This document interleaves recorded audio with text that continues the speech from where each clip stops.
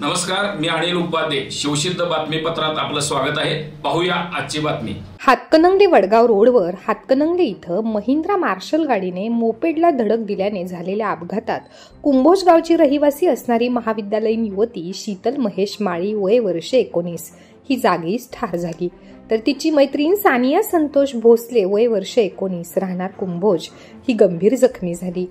या अपघाताची नोंद हातकणंगले पोलिसात झाली आहे. याबाबत अधिक माहिती अशी की हातकणंगले तालुक्यातील कुंभोज इथली शीतल महेश माळी आणि सानिया संतोष भोसले या हातकणंगलेतील एका महाविद्यालयामध्ये कला शाखेच्या पहिल्या वर्षात शिकत होत्या.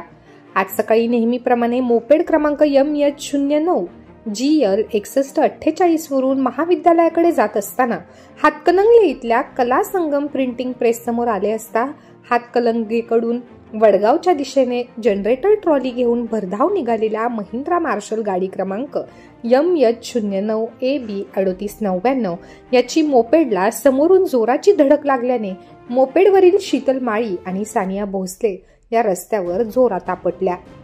यात शीतल हिच्या डोक्यास गंभीर दुखापत झाल्याने ती जागीच ठार, तर सानिया भोसले ही गंभीर जखमी झाली असून तिच्यावर खासगी रुग्णालयामध्ये उपचार सुरू आहेत. या प्रकरणी महिंद्रा मार्शलचा गाडी चालक दत्ता केरबा चंदुरे वय वर्ष 58 राहणार कबनूर याच्या विरोधात गुन्हा नोंद झाला आहे. ग्रामीण रुग्णालय हातकणंगले इथं शवविच्छेदन करून मृतदेह नातेवाईकांच्या ताब्यात देण्यात आला. अधिक तपास हातकणंगले पोलीस करीत आहेत.